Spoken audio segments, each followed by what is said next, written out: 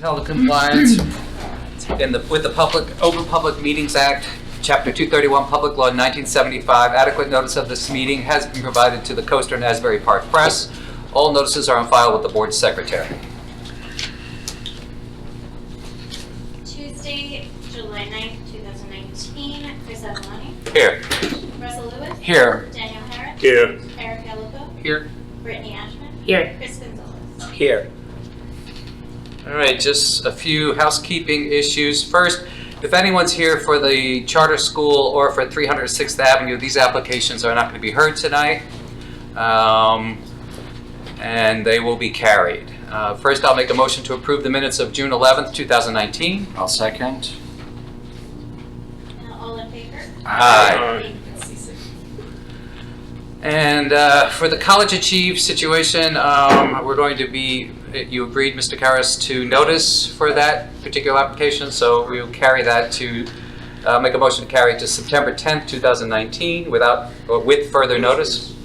September 10th or September 10th? September 10th. Not this Tuesday.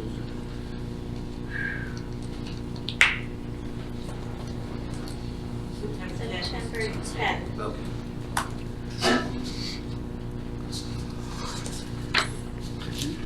Did I have a second for that? I'll second. All in favor? Aye. And I'll make a motion to carry 306th Avenue to September 10th, 2019 without further notice. I'll second. All in favor? Aye. All right, Mr. Karras, 405 Sewell. Mr. Chairman, I reviewed the notices. We have jurisdiction to proceed. Thank you, Jack.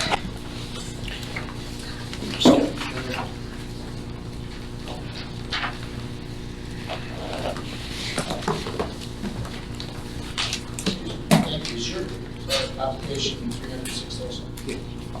You can set the time within its right to act? Yes.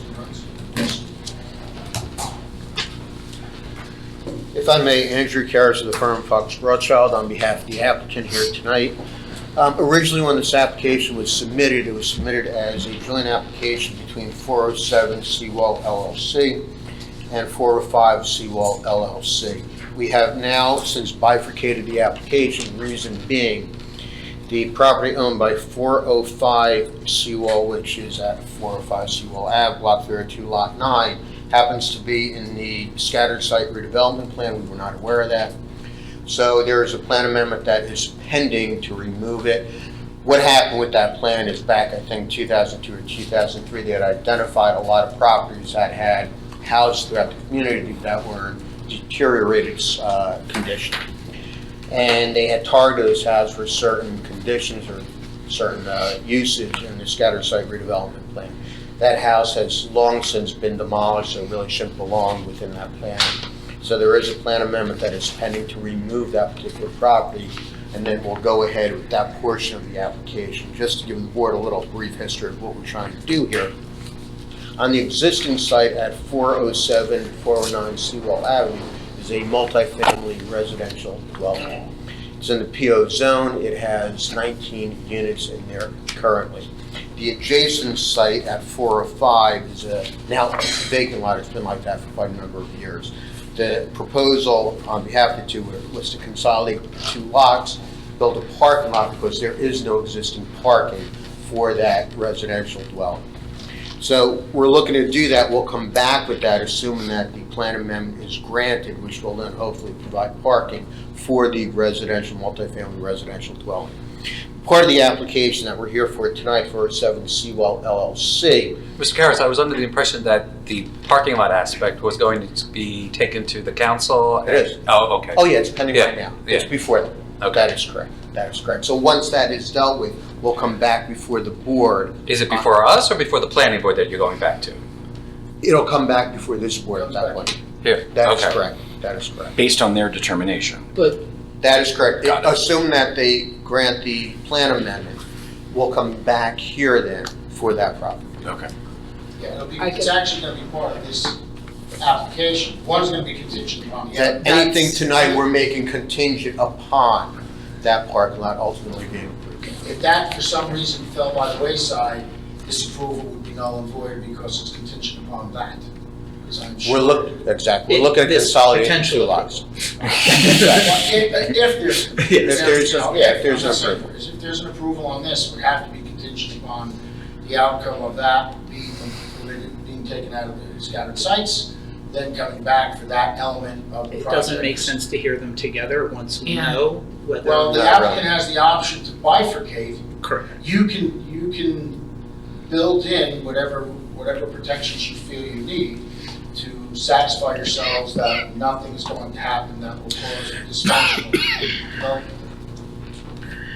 And let me explain to you why we're here tonight. What we're looking to do simply is to take the existing building, we're not doing any significant renovations, it's all interior renovations to the building. Taking what is now 19 units to make 20 units out of it. We're going to remove basically 3 bedrooms in total, but add a unit to the space.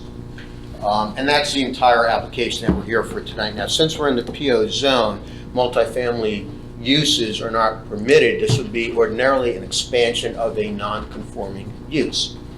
However, there is a case that is relevant to the application tonight. It's the Lehan case. And if I can find the citation to it, I had it written down. Here we go. 252 New Jersey Super 392. It's an appellate division case from 1991. And why that is significant is that if the board makes a determination that the work that is being done within the building is not substantial, then the extension of the non-conforming use should be approved. In other words, if what we're doing here does not increase the intensity of the use, we're not looking to build anything onto the building. We're not looking to do that. We're not adding onto the building. If that's a determination, then you don't have to go for a D4 variance for an expansion of a non-conforming use, only if it is a substantial change to the property. So here, by taking what is existing 19 units, taking the existing units, moving some walls to make an additional unit. But may I ask a question, Mr. Harris? You just said if it does not increase the intensity of the use. Now, to my understanding, going from 19 to 20 represents an increase Well, in let the me go through intensity all of the right, use. before we get to that, let me explain to you that case, because that case dealt with that exact situation. He's done, I'm gonna give you my side. When he let Anthony do his thing. And I'm a little confused though too. Are we talking about 2 units, 1 unit? 1 unit, it's only 19 to 20. I was wrong when I had put in the application. Because as I read the reports, it kept mentioning 21, 20, and 20 units. Okay. It's 19 existing units, we're going to 20 units, but when we go to 20 units, we're actually losing 3 bedrooms. So getting rid of the 3-bedroom units, reduce them to 2 bedrooms, so you're actually reducing, in a sense, the intensity of the use of the property. And that case that I'm talking about, Lehan, actually talks about that. Because in that particular case, the plaintiff had proposed converting 2 boarding rooms on the 3rd floor into another apartment. So they were reducing the dwelling units from 10 to 9, but they were increasing the number of apartments from 5 to 6. In a sense, that's what we're doing here. We're decreasing the amount of bedrooms, but increasing the amount of units by 1. In that particular case, it was an increase of 1 unit. Here, it's no different. There, they were reducing what were the rooms that they had by 1. Here, we're reducing actually bedrooms by 3. So we have a very similar situation to what we had in that particular case. And in that case, the court had concluded on page 399 that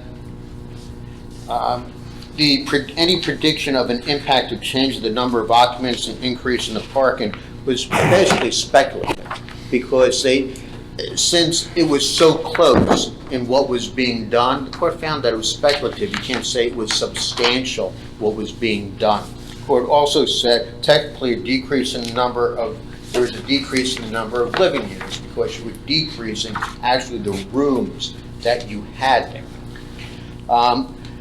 Court went on whether the actual number of occupants will increase was debatable, since the new apartments were 1-bedroom units. Again, similar to the situation we have here, we're reducing the number of 3-bedroom units, although we're increasing to 1-bedroom units. The court holding was the change in the ratio of rooms to apartments alone was not sufficient in those circumstances to deny a building permit and require plaintiff to get a variance. So that was basically the holdings, very similar situation to what we have here. I'll present testimony both from the architect and the owner of the property, reflecting what is being proposed with regard to the building, the additional unit, and the decrease in the number of bedrooms.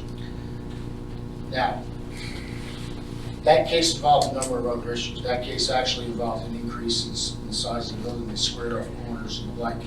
We don't have that here. There's nothing proposed on the exterior of the building. They're not increasing. That case actually cites Belleville versus Perillo, which is the pivotal case on the qualitative analysis versus quantitative analysis. Okay? The decision as to whether or not a D2 variance for expansion of non-conforming use is going to be made by you. Okay? You have to analyze that. There's still a D4 or 5 variance. There's a D5 density variance. There's still a D variance.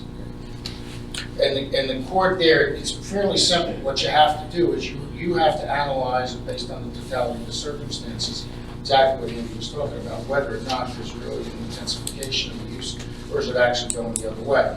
Because that case said that the focus should be on the qualitative character and intensity of the use viewed in its totality, and with regard to the overall effect on the neighborhood and the zoning plan, not just on pure numbers.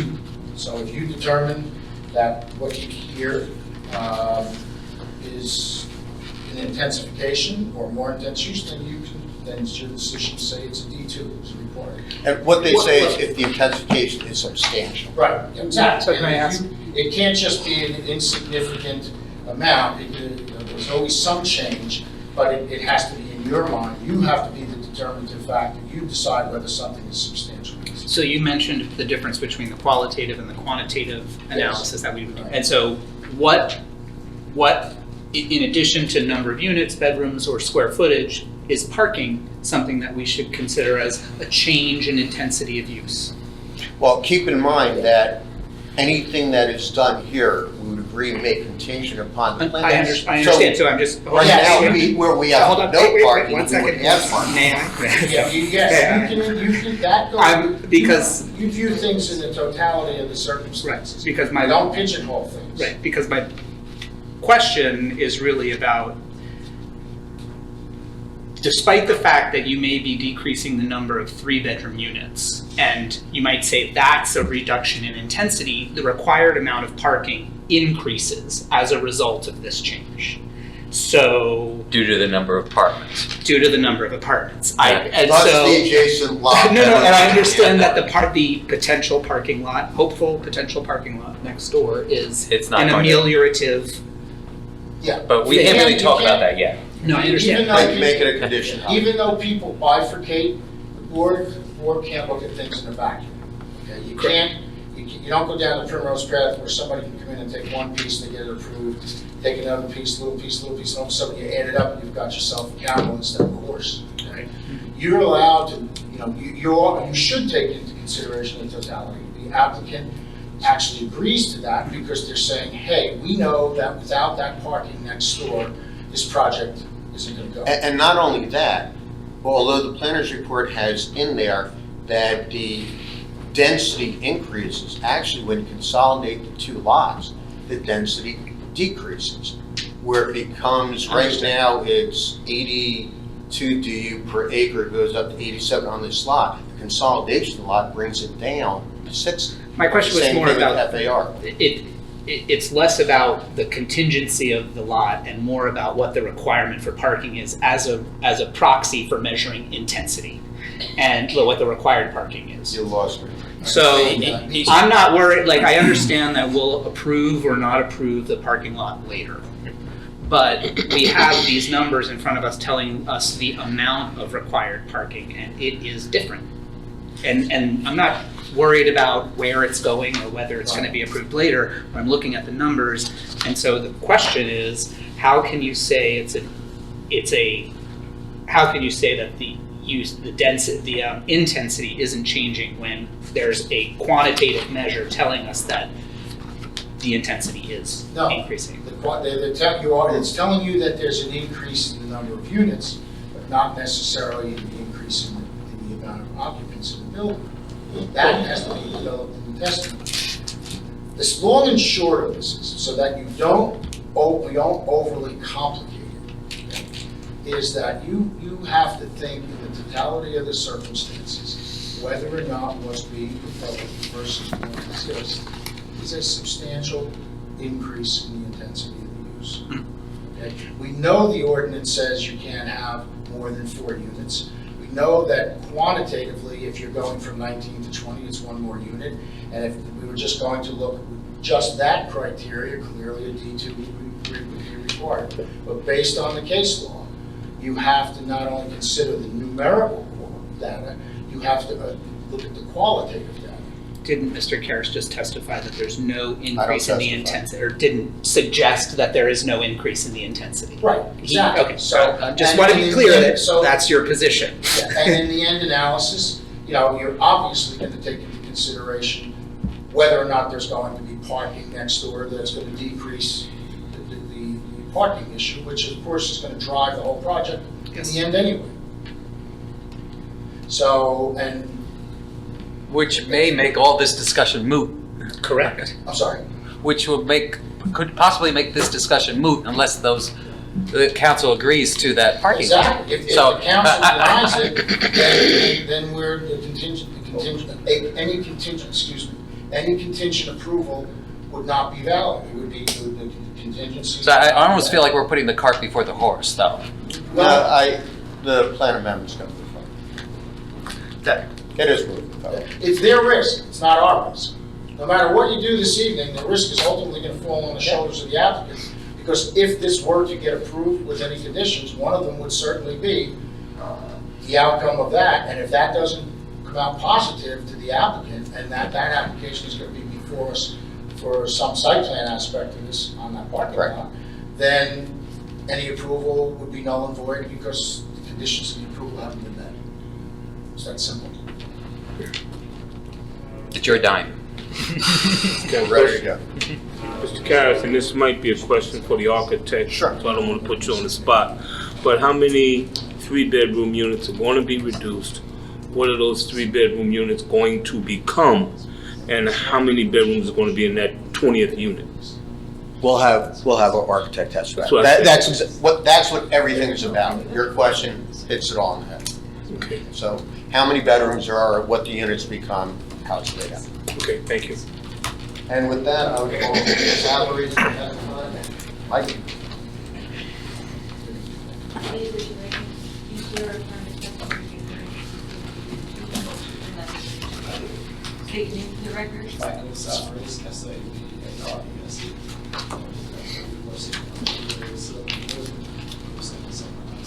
Thank you. Salaries, can you please give the board the benefit of your qualifications? I believe Mr. Savarese has been here before, so we accept it. He's your architect on 6th. Yes, Correct. yes, So yes. he's qualified. Perfect. Salaries, you prepared plans relative to this application? Yes, sir. Are those plans that are to your right? Yes, they are. And they have the last revision date of 3/11/2000. That is correct. Yes. I'm going to mark that as A1 for identification. Currently, there are, well, let me do it this way. What is existing on the site? 19. Of course. Units of varying sizes. We have ground floor, 2-bedroom, a 1-bedroom, a 2-bedroom, a 1-bedroom, a 1-bedroom, a 3-bedroom. On the second floor, we have a 2-bedroom, a 1-bedroom, a 2-bedroom, a 1-bedroom, a 1-bedroom, and a 3-bedroom. On the third floor, we have a 2-bedroom, a 1-bedroom, a 2-bedroom, a 1-bedroom, a 1-bedroom, and a 3-bedroom. And what is being proposed? We're altering the floors and the plans, economical, number one, but more importantly, the units, the way they sit, have kitchens that are tight, bathrooms don't really work, bedrooms don't have the right windows. So we're trying to make this be a better project so that the 2-bedrooms and the 1-bedrooms are more pleasing to people living there and have a much better living environment, which we can presently do to that. Also, in doing that, the first floor of the building needs some ADA work and ramps because the building is not handicap accessible. So the first thing we did is we addressed the handicap accessibility of those buildings. This building's quite old, isn't it? Yes, it is. Yeah. I would say it's probably dates to the 30s, 40s, somewhere in this vernacular. Is there any parking on site currently? We're not walking outside. And how many stories is there? Fourth story, we're not changing the building. And there's no exterior work that's being done to the facade or anything like that? Other than replacing windows, upgrading windows and doors as needed.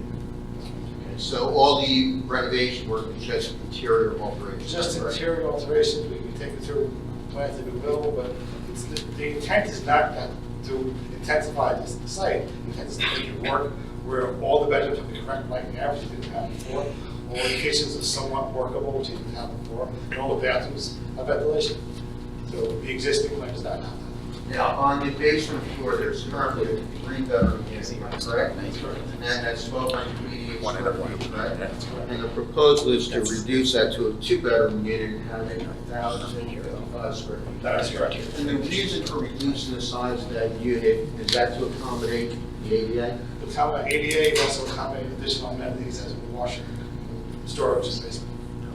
And the other units were replaced, go floor by floor, how we're changing the units from what they are to what they're not. Okay, so on the ground floor, the 2-bedroom is remaining a 2-bedroom, the 1-bedroom is becoming a 2-bedroom, the 2-bedroom is becoming a 1-bedroom, and the 1-bedroom is remaining a 1-bedroom, the 1-bedroom is becoming a 2-bedroom, and the 3-bedroom is remaining. The 3-bedrooms being 11.8. I'm sorry, it's unlimited. Is the building currently occupied? Yes, It is. I'd say it's probably 85. Significantly up, sorry. We'll have viewer testimony. Thank you, Mr. Siegel. The second floor is a 2-bedroom, stays as a 2-bedroom, a 1-bedroom stays as a 1-bedroom, a 2-bedroom stays as a 2-bedroom, a 1-bedroom becomes a 2-bedroom, a 1-bedroom stays as a 1-bedroom, a 3-bedroom becomes a 1-bedroom. And we And another have, additional 1-bedroom, that's added 1-bedroom. and on the 3rd floor? On the 3rd floor, 2 becomes, stays as a 2, a 1 stays as a 1, a 2 stays as a 2, a 1 goes to a 2, a 1 goes to a 1, a 3 goes to a 1, and an additional 1. So how many existing 3-bedroom, 2-bedroom, 1-bedroom units are there, and then what do we have the finished product? The whole building has 19 combination of units, and the new layout has 20. 20 total, correct? Correct. What about bedrooms? Am I correct that existing there are 33 total bedrooms in all the units? That is correct. And with the alterations being proposed, that would bring that down to 30 bedrooms, am I correct? So we're losing 3 bedrooms. Also, we're trying to make our bedroom units become more in keeping with today's requirements of how big bedroom units are. The studio is supposed to be 500, 1 bedroom is 50, 2 bedroom is 900, 3 bedrooms is 11. So the existing units would not keep in those sizes. What we walk through the plan. Board prefers, we can go through the plans. Well, I want to go on record as commending you, proving once again that you can do a 2-bedroom apartment in less than 1,000 square feet. So,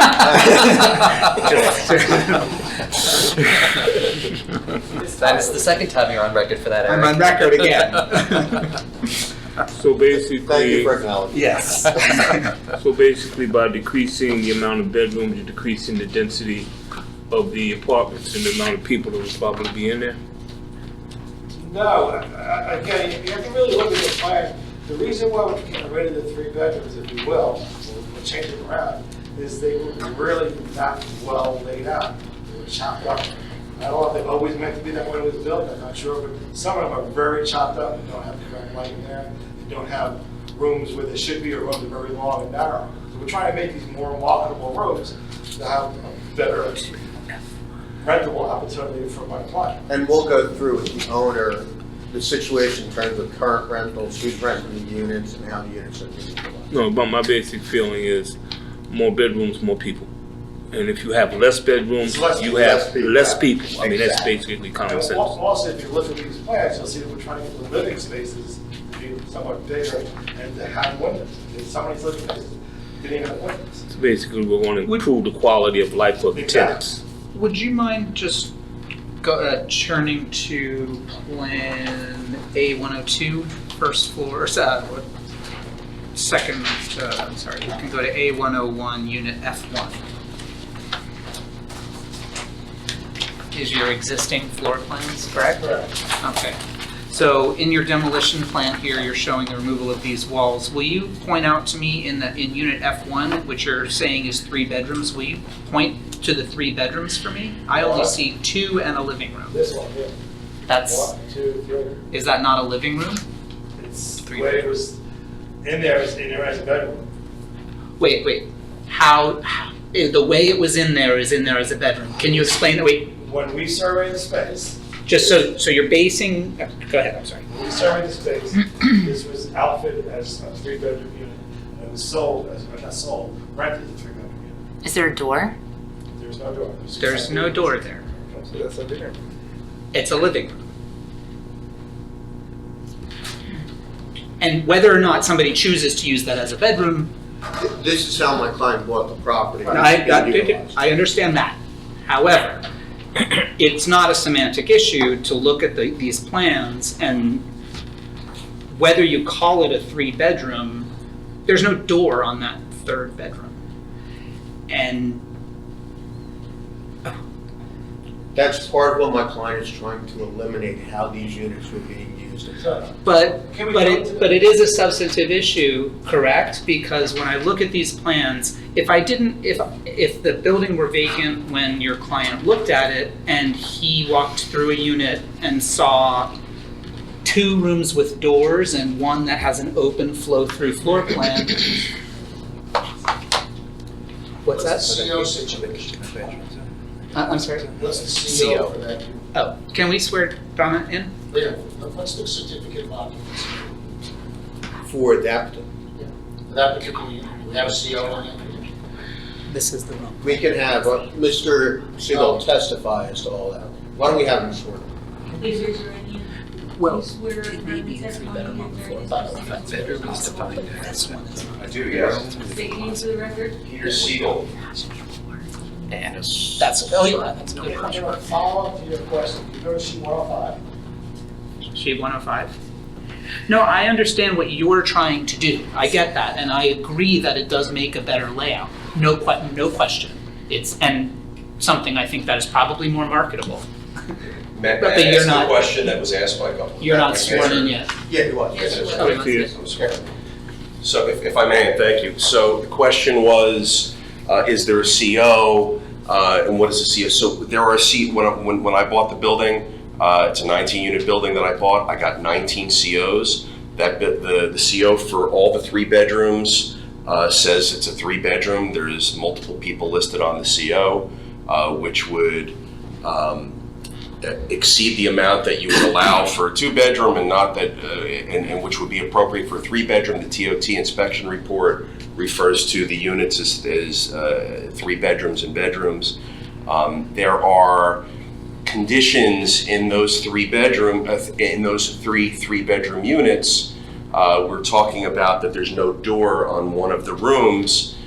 There are flimsily and maybe, I assume, tenant-installed doors over time. Perhaps tenants or the landlord had installed doors where there's none, which are architecturally relevant, but they installed doors, further creating a delineation of the bedroom from other areas. So we've been operating the building with those as 3 bedrooms. People are occupying them as 3 bedrooms. They're living in the space.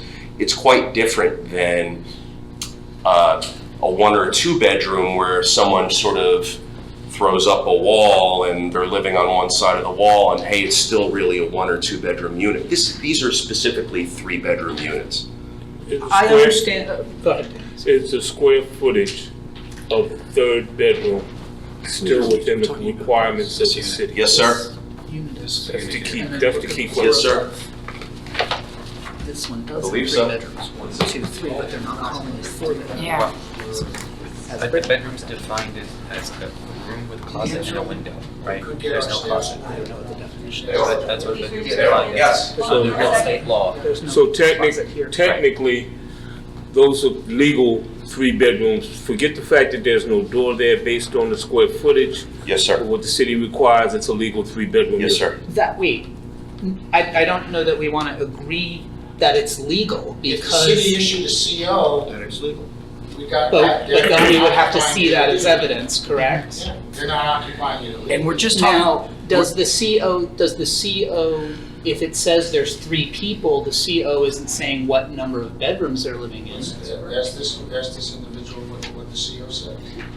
So, Do you have the COs to show into evidence? Not tonight. perhaps we could produce them within a matter of 10 minutes? Anybody? I'm not trying to give you I'm just. No, trying it's to okay, I'd love to. I have No, the there's a- capability of getting them. Understood, but it's more of, I just want to point out that also, as Ms. Ashman has pointed out, on the, if you go to Plan 102,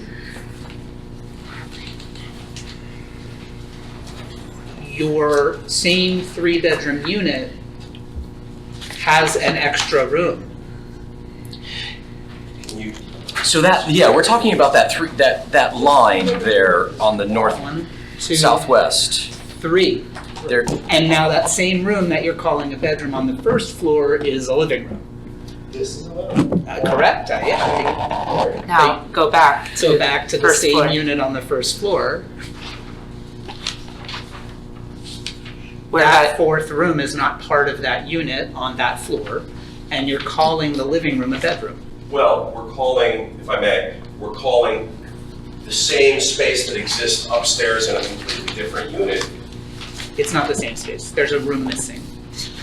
Well, So the room has to do with the configuration of the I understand, building. right. The building There's, as it's open. I'm not trying to, this doorway here, the presence of a door that closes or not closes, it is to me inconsequential, and I believe to this case inconsequential. I think, as Mr. Serpico pointed out, if the CO lists it as a 3-bedroom, then we'll have to go with whatever the CO says. And also the TOT inspection report listed as. So I think we should move on from here. Okay. but Thank you. what legally defines a bedroom? But at this point, though, the city defined it that way, so I think we have to accept what it. Donna has something to say here. Do you swear or affirm the testimony you give during this proceedings will be the truth, the whole truth, and nothing but the truth? I do. State your name and your affiliation with the city, please. Donna Miller, Board Planner.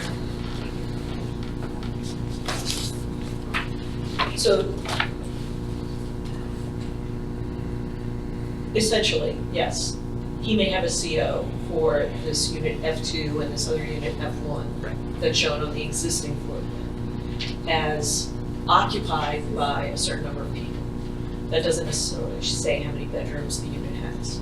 The CO may not actually say how many bedrooms it has. It may say number of occupants. It may say number of occupants. However, when they do those inspections, they are supposed to check to make sure that the number of people does not exceed the number of square feet required for Correct. the habitable space. And if it's a sleeping room, it is supposed to have a door, a closet, and an egress Yes. window. So, my concern Which is a real estate law. about some of these spaces shown in the existing condition, do lend some concern about whether they are technically legal 3-bedroom apartments. And, it may be semantics on one hand. I because agree people with are that. gonna It may be semantic. Occupy space the way they're gonna occupy space, whether they use room dividers or, any, sheets on clotheslines, whatever. Yeah. But for the technical analysis for what is intensification Yes. and the calculation of the number of parking spaces, that is relevant. So, And this is, I having the think, my actual COs would be handy as long as what they say has the information we're looking for. correct. So, Mr. Chairman, However, based on the documents provided to the board for their review as part of this, this approval, I would look at this F1 unit and I would say there's no way that's a 3-bedroom apartment. Because- looking at the floor plan. Because there is no Right, door, right, there's, And- Right, you there's might no be able to closet, make this there's- work if the wall yeah. was different. And And then on F2, But may I make one small point here too, is that in all other bedrooms, doors are being accurately represented as existing or not existing. And so in this unit F1, there is no door indicated for demolition in unit F1 on that. F1 actually has hinges in the framed out area where a door normally goes, so someone removed the door. We've been in F1 recently, we had that discussion.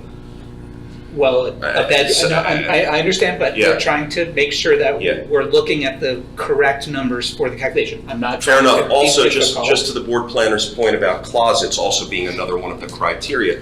This building is so old, Predates. it predates, so there's no closets represented in many of the bedrooms.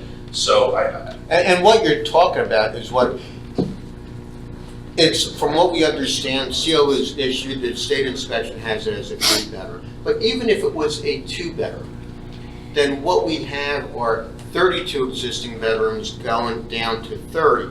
Still 19 units going up to 20. That doesn't change. You're just talking about a decrease of 1 bedroom. Right, but it does matter that the calculations are correct. Okay. That's But the in terms only. of whether, Well, you know, Mr. Karas it's is correct. substantial. Yeah, we're not supposed to, well, not that you're not supposed to, but you should be focused more on the qualitative effect and impact rather than the quantitative numerical tech. I know it's hard. And whether or not there's Detach a yourself substantial. From that, because you know, 'Cause I'm an that's so architect. easy. Let's talk to architect after.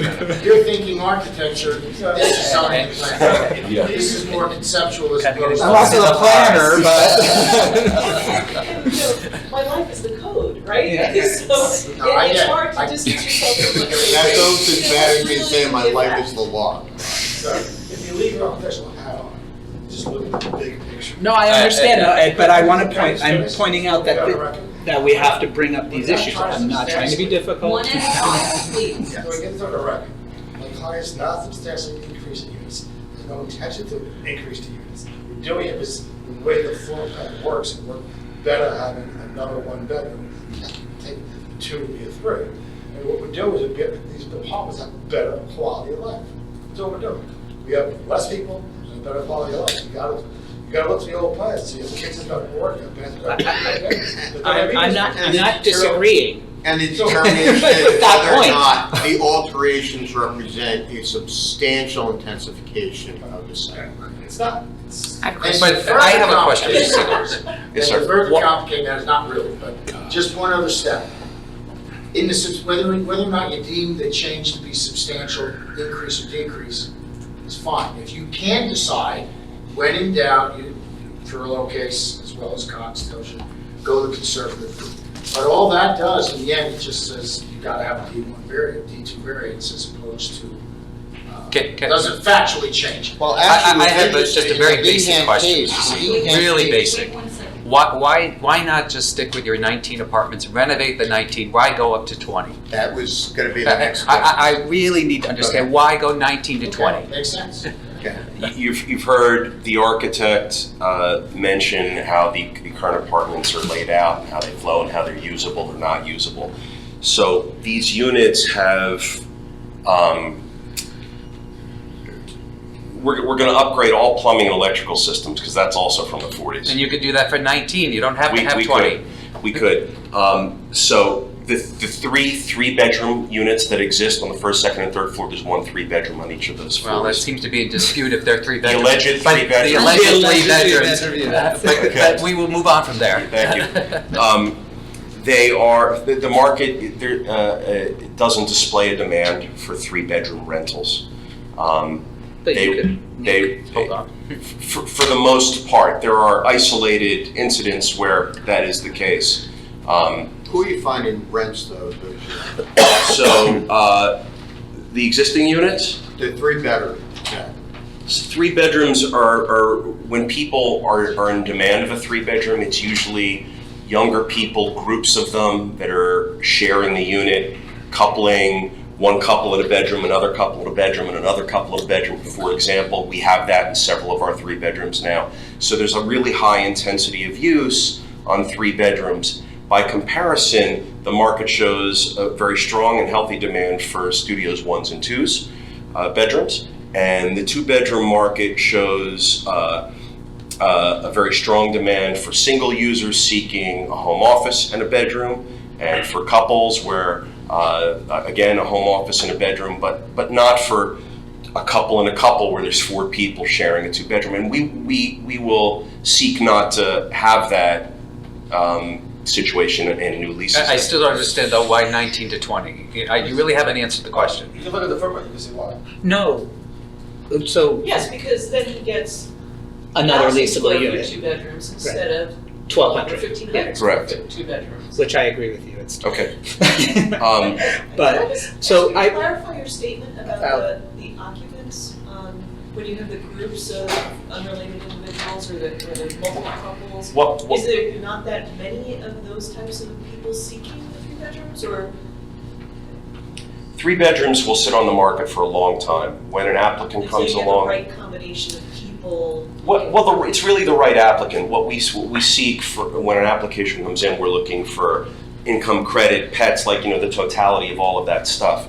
What we're also seeking is to not negatively impact the use and the density of buildings. So if we get a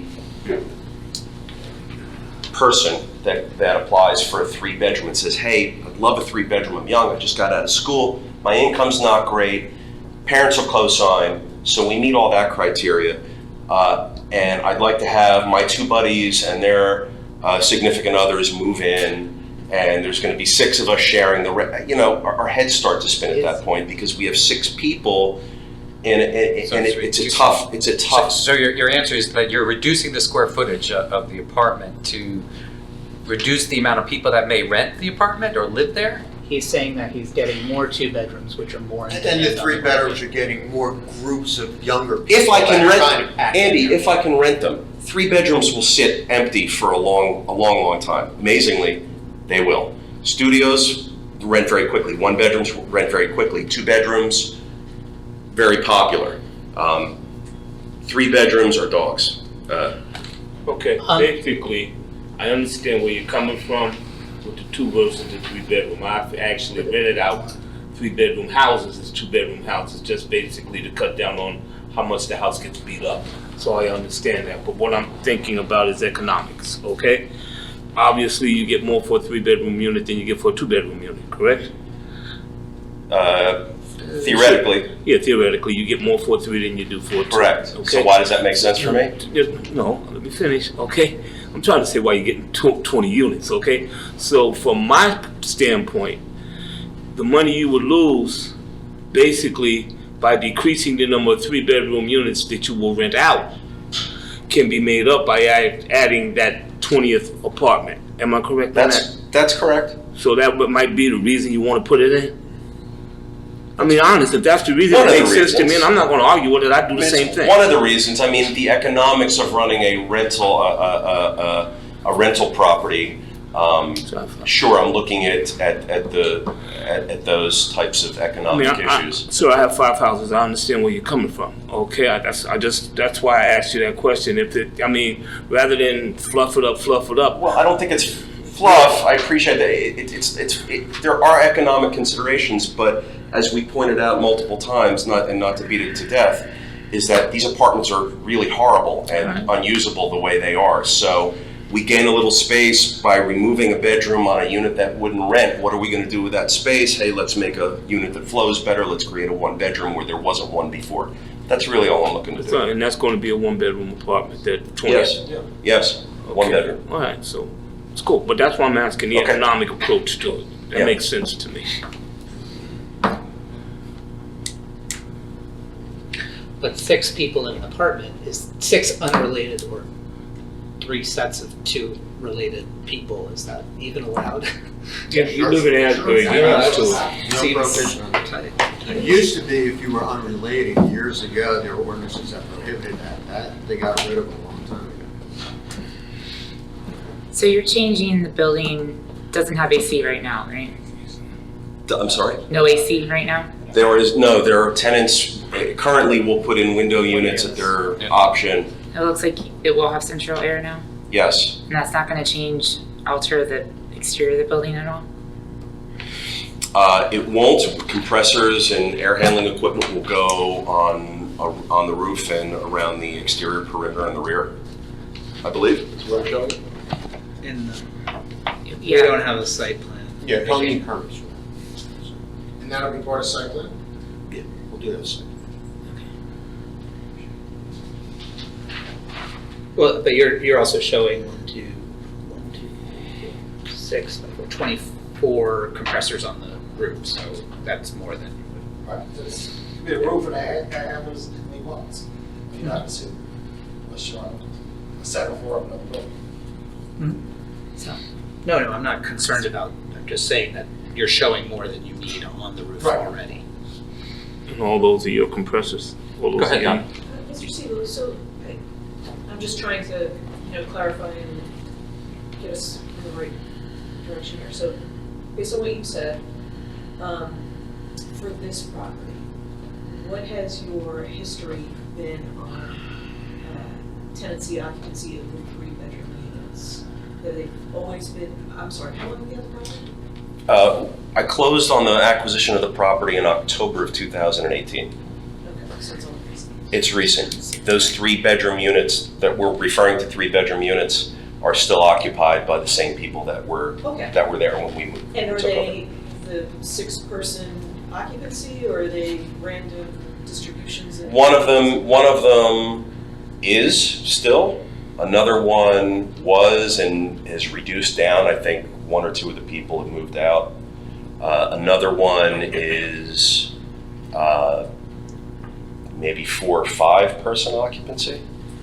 And then your experience in your other properties has been that 3-bedroom units take a while to find the right people to rent it. Yeah, if I may give you maybe a more detailed answer than you might be looking for. So the significant portion, and forgive me if I don't address other portions of the rental market, the significant portion of the rental market in Asbury Park currently, and for the past maybe 8 or 9 years, has been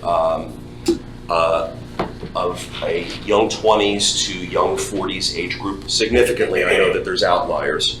And there's been an influx of people with earning incomes which are verifiable, trackable, maybe and FICO scores that are higher than what we've seen in past years. So there's a new applicant in the marketplace. That applicant is well capable of leasing a typical studio 1 or 2-bedroom apartment on their own or with a significant other without the need for a lot of sharing. When a 3-bedroom apartment comes on the market, a single or 2-person applicant doesn't need a 3-bedroom.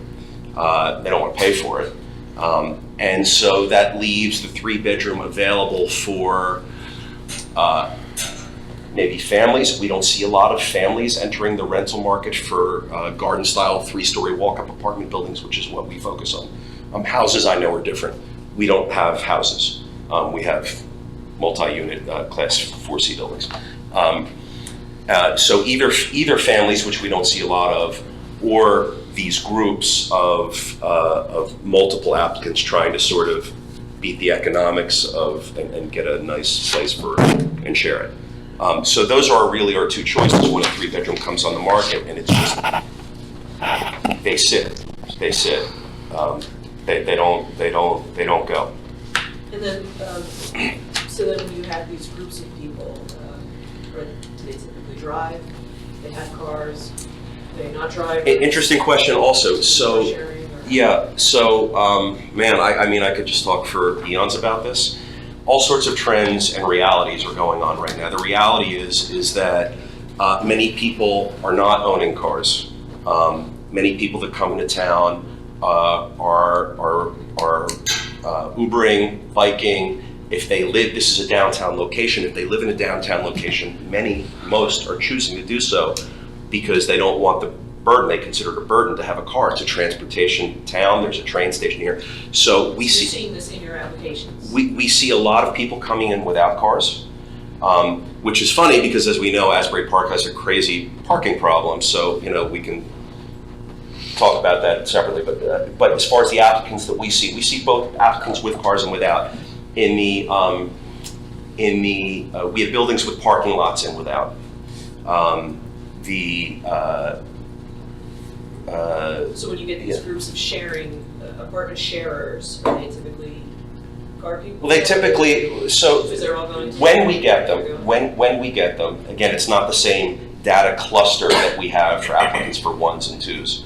So when we get applicants for 3 bedrooms, we've seen everything from 1 or 2 cars to we have 6 cars. What's your occupancy rate right now in this building? In this building, it's significantly occupied. Maybe of the 19 units, 17 are occupied, something like that. So would you say you have a large number of people who use bicycles and public transportation? We see a lot of applicants come in that take advantage of the bike share program in town that don't have a car. We see a lot of applicants that come in that have cars. You know, we see everything. We have both. I can't tell you that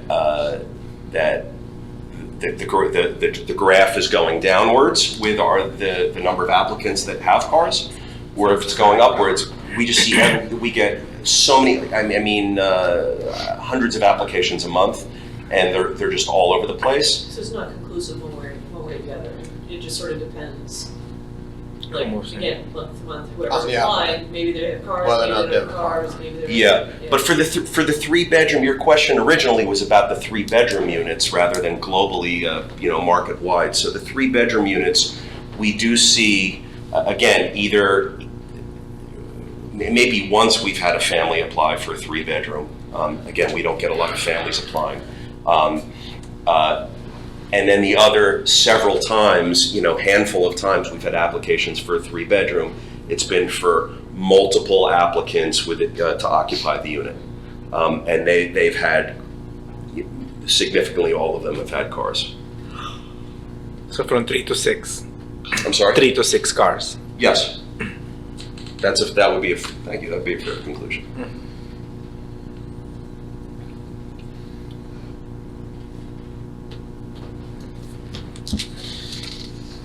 I hope I answered your questions. Unless the board has any more questions?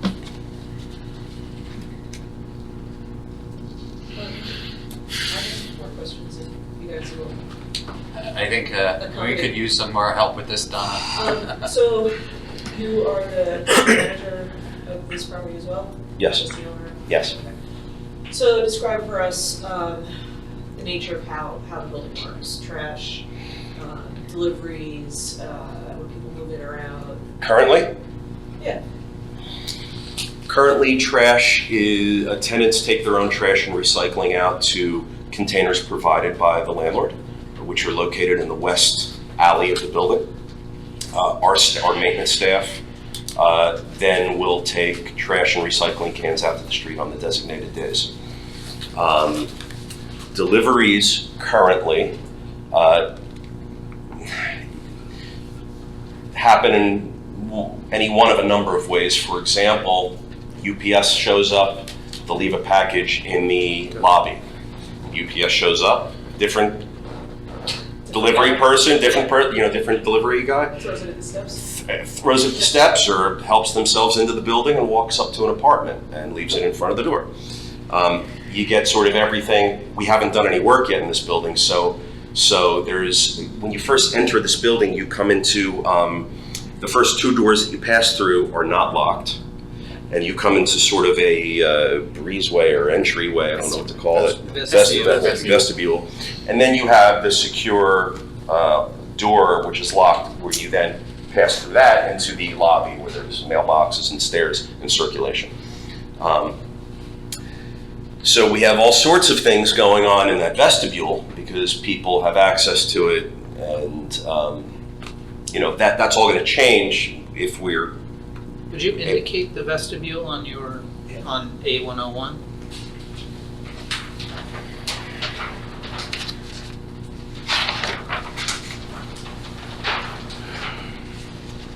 We're talking about these are the doors that are open.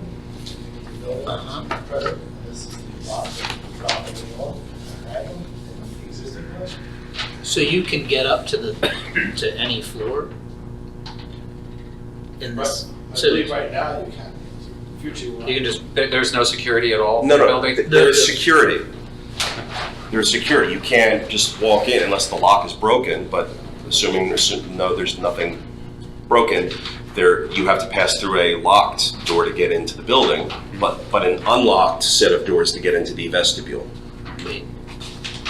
And then is there a plan to change that arrangement as part of the renovation? Yes, Mike, Yes. can you speak to that?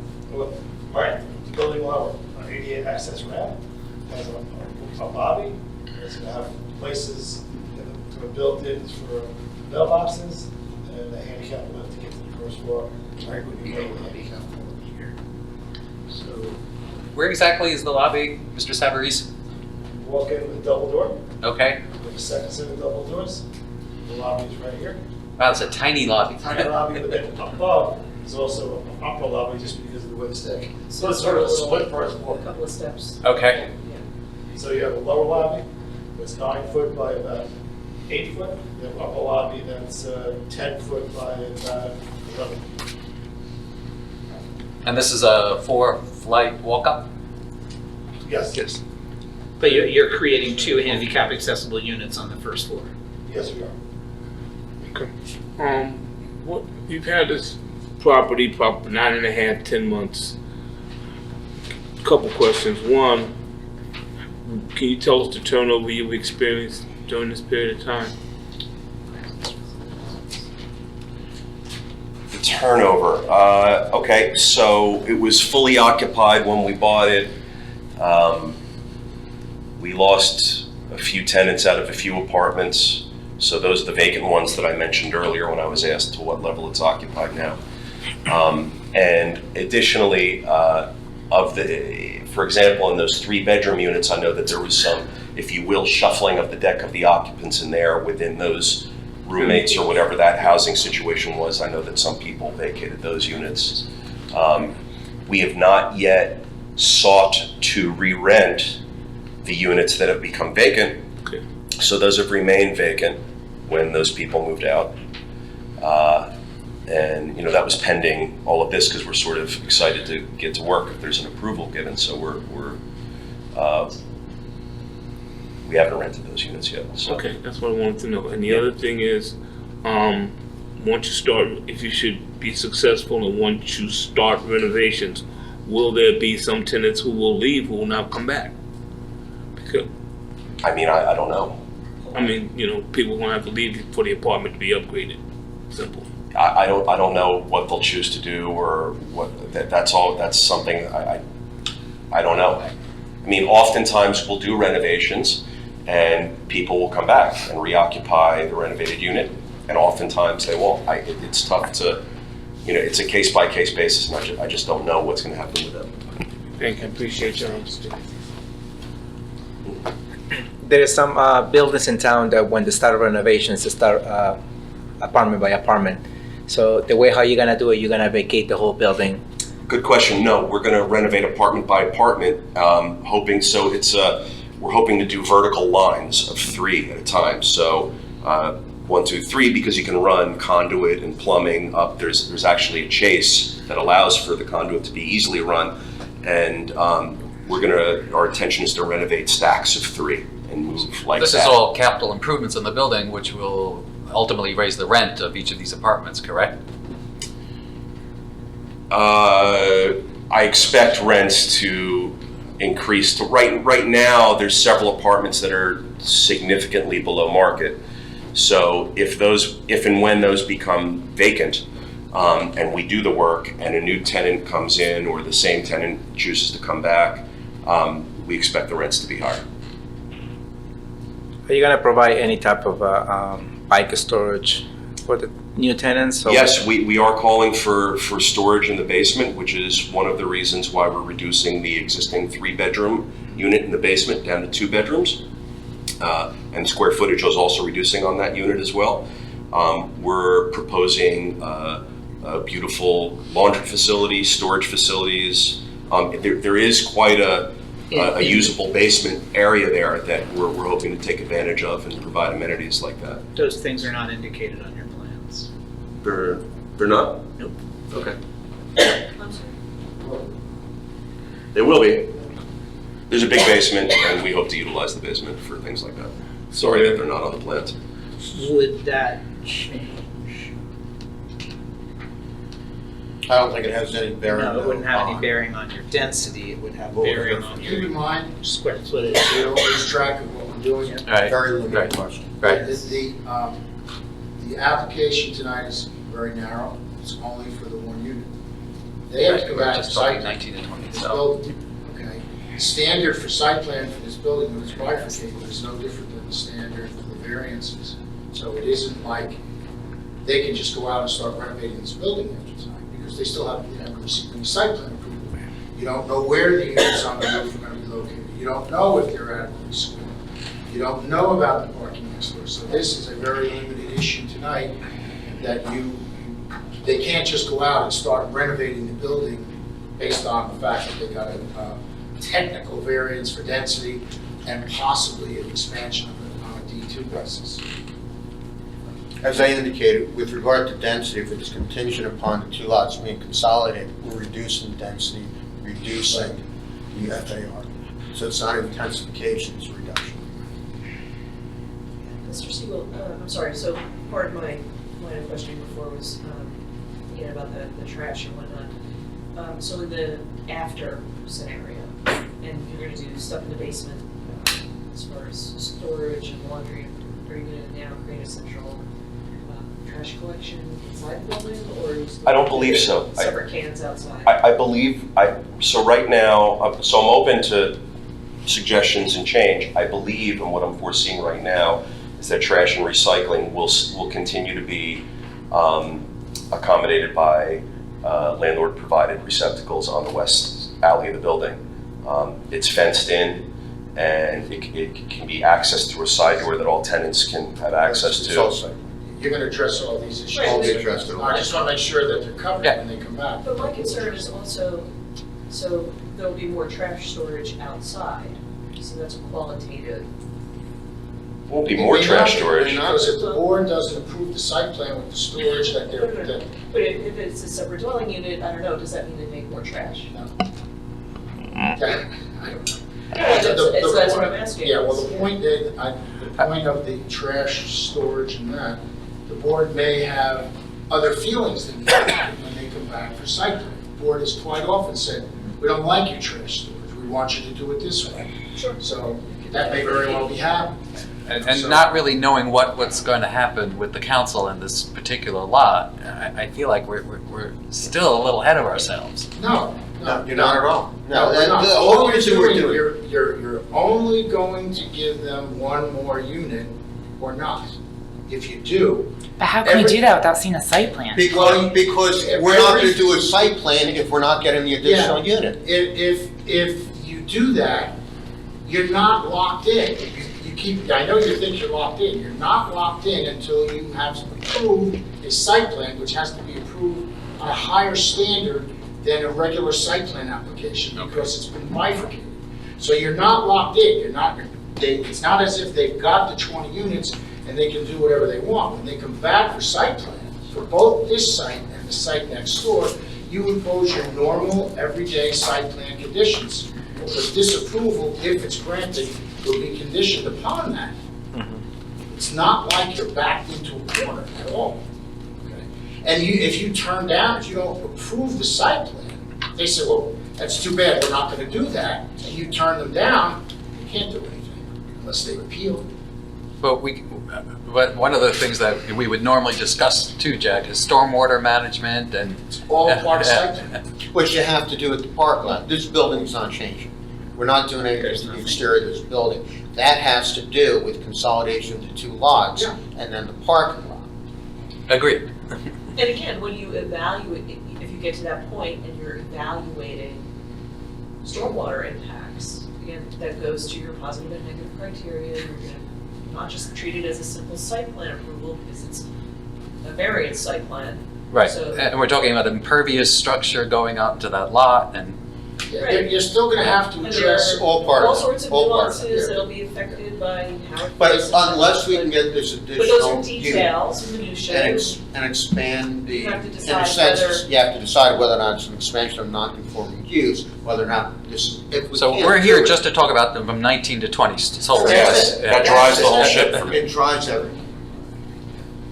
Whether it's a significant change, actual expansion. Substantial. And if so, whether they actually will provide the proofs to justify the grant of the variance. But we don't need a variance. They have to decide that. No, the board has to decide whether or not it is a substantial intensification. If they decide it's not, no variance is If they required. decide that it is, then Then it- it's that's You're necessary. gonna put on proofs to get the D2. You're not just gonna walk away if they say no.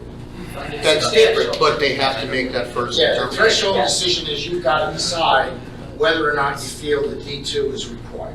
So there's a reduction in the number of bedrooms Yes.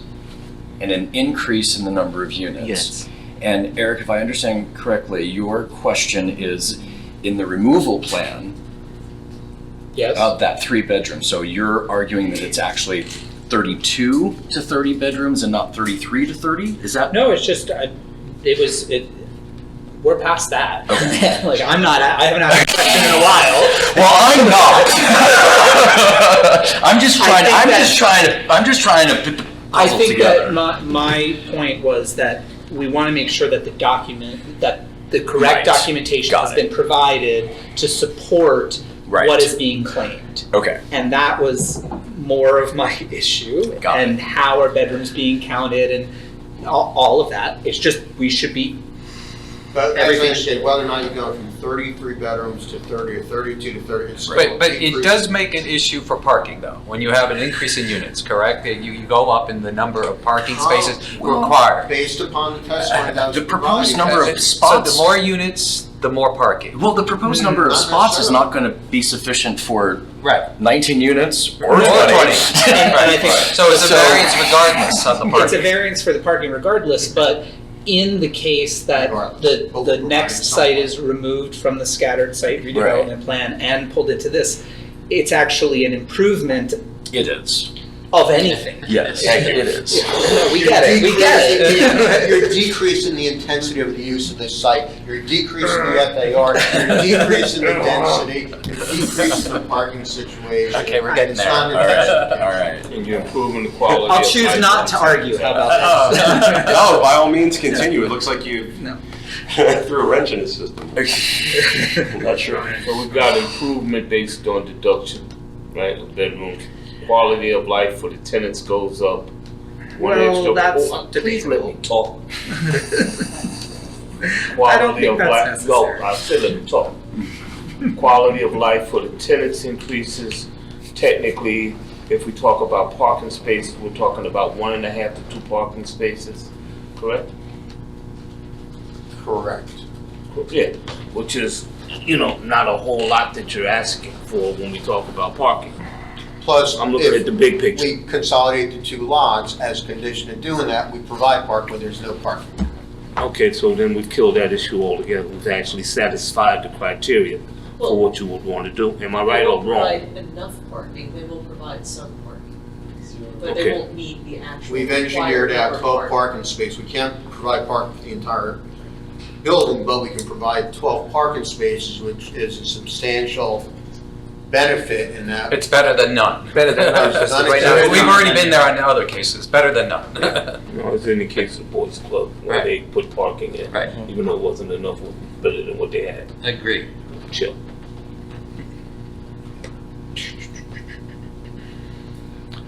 So, any further questions for Mr. Siegel? Anyone from the general public, any questions for Mr. Siegel and his testimony? Please come up, state your name, Mr. Mignoli. That was cute. State my name again. Please, yes, for the record. Has to be Ernest Mignoli, 400 Roy Hill. Okay.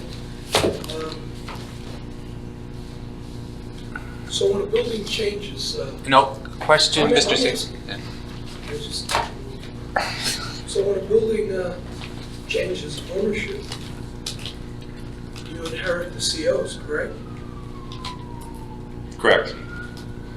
And I've heard repeatedly here tonight that when they were built and along the way, the ones in question were 2-bedroom and a living room was kind of modified. No, that's not the testimony. Well, can I ask the question? You can, but you're misstating what the testimony All right, was. I thought I'm asking him. Yeah, but he has the right, if he feels you're mischaracterizing his witness's testimony, to tell you that that's what you're doing. Okay, what am I doing? You misstated his testimony. Okay. We were talking about 2-bedroom units of an old style. Now we're talking about 3-bedroom units. That was the testimony. So, wait, are you saying these are approved by taxpayers? and- Ask Mr. What? Mr. Siegel. Your questions are to Mr. Siegel. So, do you have proof that these are 3-bedroom units Yes. in the form of? Current use and occupancy, CO, TOT report. And it's only one unit that's in question. It's not it's one unit that's in question, not numerous. I'm aware of that, but what I'm saying is, He answered let the me question. just- He did answer. He answered the question. That's Okay, That's but the documents aren't here. I think, is that true? You said you have them. And I would assume when you buy the building, is it not true that when the title transfers and the COs transfer, the occupancy then comes under the new use? In other words, I don't understand what you're asking. okay, maybe, what's the building, a 1920 or 30 building? I don't know. Back then, the definition of occupancy may have been different. The answer, Here. the answer to your question is no. No what? No, you're saying that it comes under the new guidelines for the occupancy of the building once it changes title, correct? Is that what you're saying? I guess all I'm trying to get at is, we're talking, how many 3-bedroom units in here? Okay. How many That- bedrooms? Mr. Siegel. We're alleging 3. Well, you're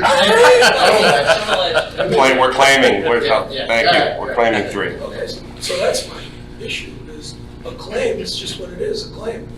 Something can be bought with a non. Is that a Again, question? are you asking Mr. Siegel a question? No, you're commenting, Mr. Mignola. No, I'm not commenting. Yes, you What I'm are. saying is, all right, can we see the documents on the 3 bedrooms? He's provided testimony as to what the documents reflect. And you will supply them if the board requests. Yeah, but wouldn't it? The answer is yes to your question. Yes, they'll supply the Let me ask documents. another. Go ahead. Wouldn't it have been pertinent and relevant to bring them tonight? No, No. they're on the plan. No, we're just gonna go with the testimony. We're going to go with the plans that were drafted up by the architect. And But- based upon my client's knowledge as the owner of the property.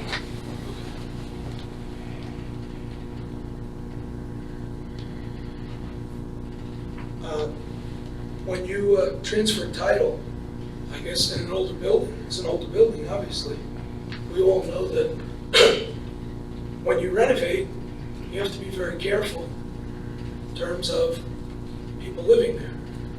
And I think what I'm talking about is Form 10. It's a federal form, and it means with any transfer of title. Are you asking I'm Mr. gonna ask him. Ask the question, stop Why testifying. are we in a hurry and have to listen to? No, you're not asking questions, you're going off on tangents and you're testifying. Listen, just ask questions, that's, you can ask all the questions that are relevant to me. How the city operates, like, you have residents here. Mr. there Minola, questions would you to me, sir? please ask the question to Mr. Siegel? Okay, so what I'm saying is, when you inherited the building, along with the COs, in an older building, you're supposed to inherit Form 10Xs. He didn't inherit the building, he purchased the building. Well, no, when you purchased the building, along with the COs. I have no knowledge of a Form 10X, and nor do I have any possession of a Form 10X for any unit or any building. But it is in an older building. You're testifying. Now you're going off, you're arguing and testifying. You know that it's required, especially when there's occupants in the building, during a renovation that led Oh, you're talking about lead remediation? That has nothing to do with this application. Okay, how about this? Are you aware that when you're doing what you're trying to do, you're supposed to provide a Form 10 to everyone? Are you talking Mr. about Manoli, remediation? that is, It's not part of he this did not application, Mr. testify, this is Manoli. about an application. When I apply for construction permits, I'm happy to comply with This is whatever the about whether or regulations are. not he is going to get an increase in density in this building. This is not about his renovation in particular. The construction group will handle that. Sir, do you have another question for I me? do. Okay. In order to decrease the density, are you moving walls and things? Decrease.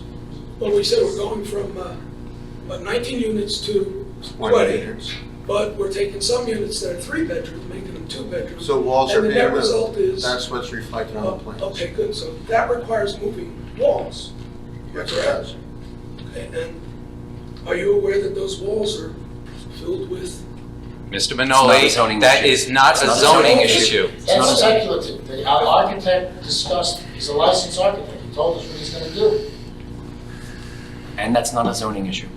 It's not an issue, Not a Not for the issue. zoning- Not for the not for zoning zoning board. board. Not before us tonight. not zoning. No. Okay, That's so- a construction so- That's a construction. Okay, well, let's leave it. I disagree, but. Doesn't matter. Ask the questions. Ask, if you have more relevant You questions, answered, ask. you said that it doesn't matter. Is there another question for me, Mr. McNulty? Thank you.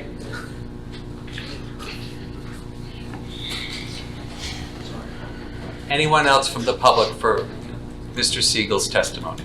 Any further questions? Any questions from the architect from the public? We'll get there.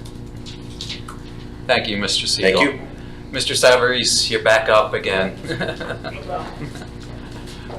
Does anyone else on the board have any questions for Mr. Savarese and his plans?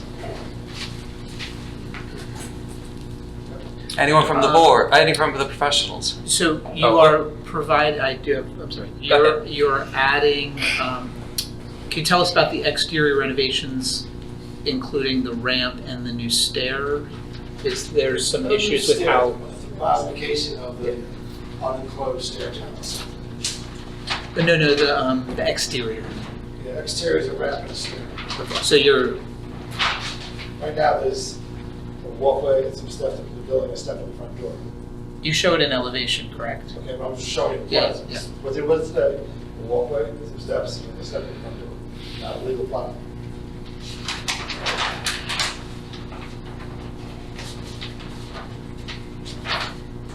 You're talking about ADA? Yeah, I just want to see how Yeah. it's What sorted. do we have? Yeah, it's a very long ramp it has to have. Planters, a set of steps, access to front door access, and a ramp to get up, Mhm. handicap access wise, controlled lobby, and building That's your lobby. your new stair situation. Okay. Elevations show.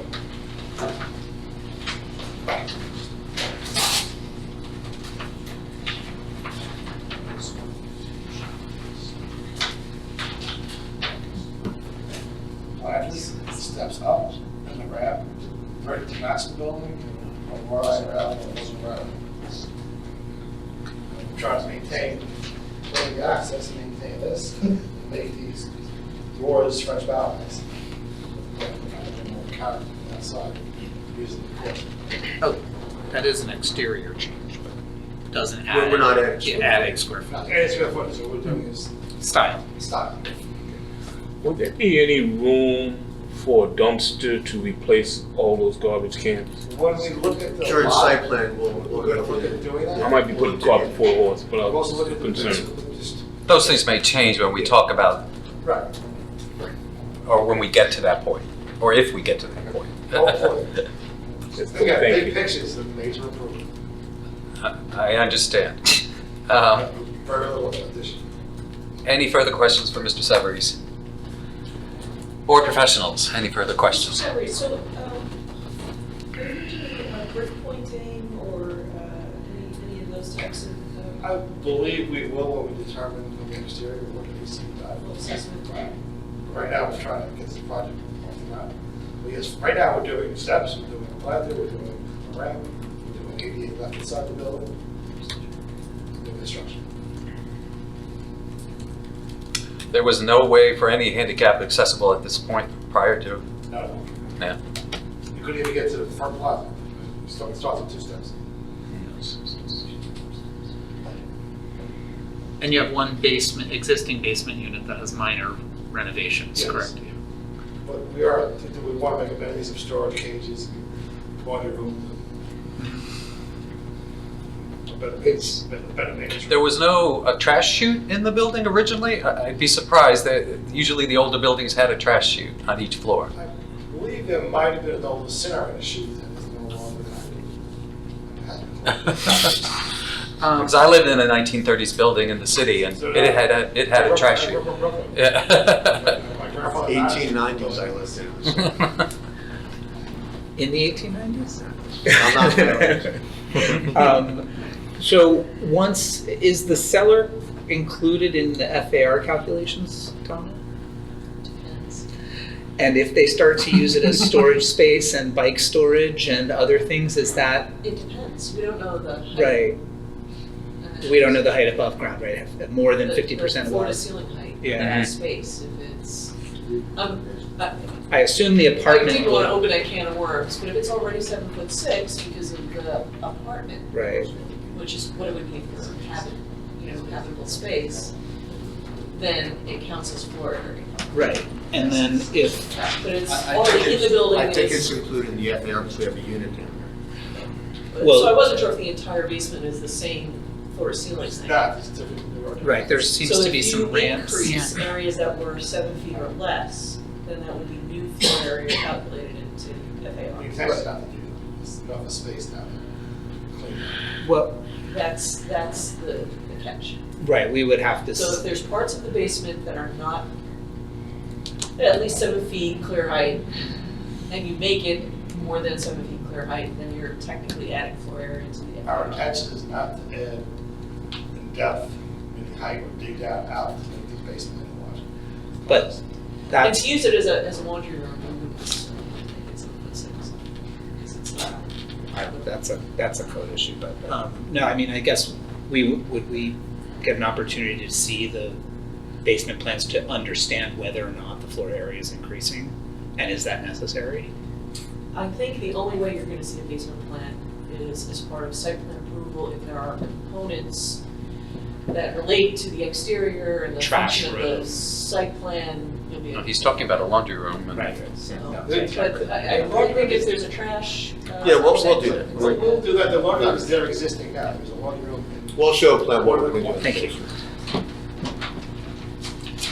And if there's any change in FAR, you'll add it. Well, there's going to be, if keep in mind that when you consolidate the lots, it goes down to I understand. 40%. So Increase the lot area. Still you're not should going to have be correct nearly, numbers. yeah, but you're not going to be nearly where you are right now. Correct. This whole space here, Is the laundry room now?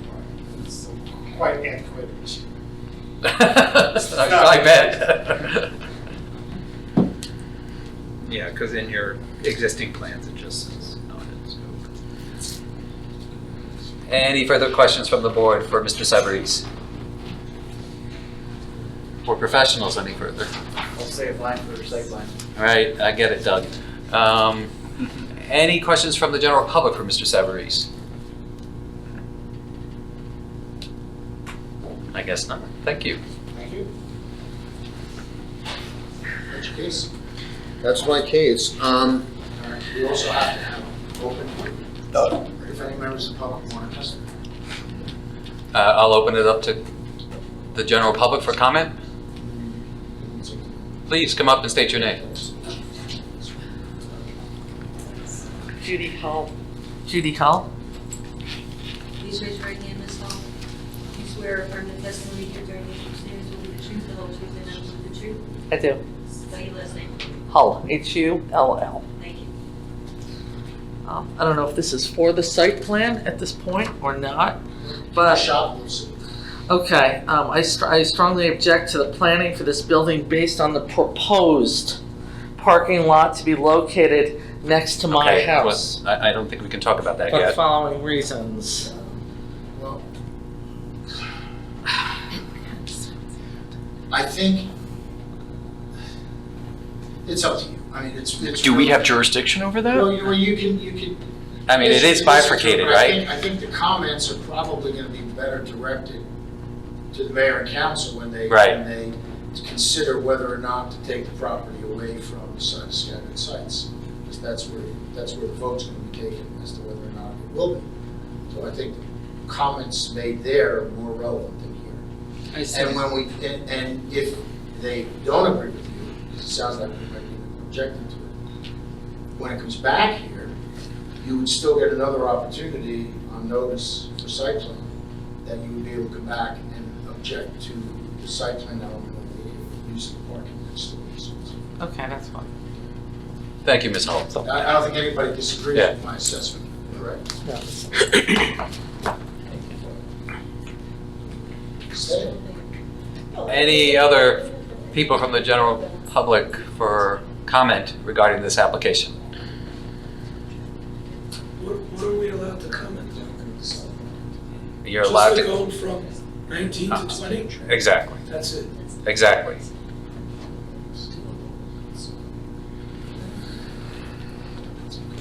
All right, I'll close public session, or public comment rather.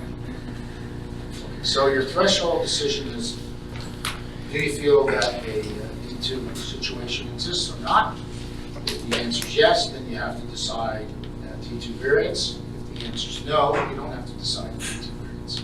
Mr. Karras, Based on the- do you have any closing comments or? Yeah, it's just the criteria when you look at the Lehan versus Atlantic Highlands case, you have to determine if there is a substantial extension of the use. That's what you're looking at. If the board determines that the additional bedroom, or rather the additional unit, is not substantial in terms of intensification of the site based upon the testimony, taking into account decrease in the bedrooms, decrease the FAO and the consolidated sites, and all the additional parking, then you don't need a variance for a extension of a non-conforming use. And that's all we're here for tonight, is whether or not there is a substantial intensification by virtue of just adding that one additional unit to the existing 19.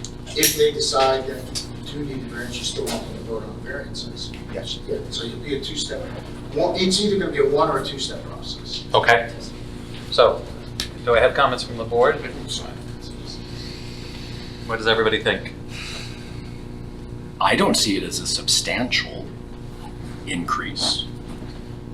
It is an increase in units. It's a reduction in bedrooms. It kind of nets out, but the word substantial doesn't seem to fit. Based on the fact that they are improving the property, any improvement, as long as it's within bounds of common sense, is welcomed on my part, and I think that this improvement is within the bounds of common sense. Okay, thank you. Anyone else would like to comment? I agree with Russell. And I'm inclined as well to agree with my colleagues. You get a motion, unless there's more discussion. No, I'm having an allergy attack. I can barely see what's happening. Anybody got a better joke?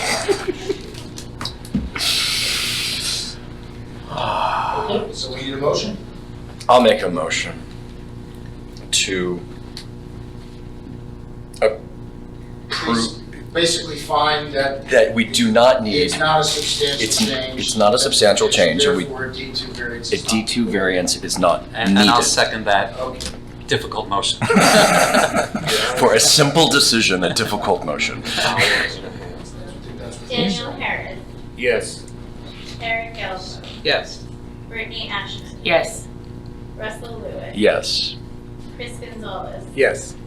Chris Appleby. Yes. So we know that, but based on the application that's still before us, with the square footage, you still need the FAR at this point in time. No? And it's density. Oh, density, I'm sorry. I'm thinking the D2 is the extension of non-conforming use, but based on what's before us tonight, you still need the density. We will need the density unless we consolidate the two lots, and we don't. Okay, so how do you want us to vote on it, or do you? No, want us to why don't table- we hold off, because if we get a consolidation of the two lots, that obviates the need for. Right, and if you don't get the consolidation, then this is all goes, this all goes away. Okay, so then. So where do you stand on that with the council at this point, Mr. Garris? Are you? I know it was presented before them. I know it's gonna go for a vote. I gotta check with Michelle. Was the vote unanimous? Yes. Okay, thank you, I was talking. So it has already been, I'm sorry. It was presented It was already. last week. It was presented, it will be memorialized. Oh, okay. Okay, all right, Moving ahead. we're done. all right, thank you. Excellent. Thank you Thank you, very Mr. much. Siegel. Thank you.